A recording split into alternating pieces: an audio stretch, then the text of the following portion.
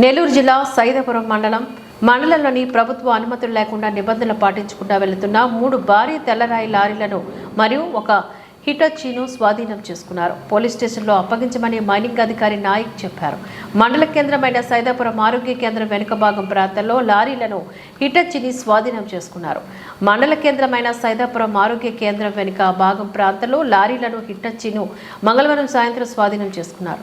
ఈ సందర్భంగా మైనింగ్ అధికారి నాయక్ మాట్లాడుతూ మండలంలోని ప్రభుత్వ అనుమతులు లేకుండా తెల్లరాయి తరలించిన చర్యలు తప్పవని చెప్పారు. సాధారణ తనిఖీలో భాగంగా మండలంలో తనిఖీలు నిర్వహిస్తూ ఉండగా అనుమతులు లేకుండా తెల్లరాయి తరలిస్తున్న 3 లారీల్లో స్వాధీనం చేసుకుని కేసు పరిష్కారం అయ్యేంత వరకు స్థానిక పోలీస్ స్టేషన్లో అప్పగించమని చెప్పారు. ఈ కార్యక్రమంలో ఎస్ఐ విజయ్ కుమార్ మరియు మైనింగ్ పోలీస్ సిబ్బంది తదితరులు పాల్గొన్నారు.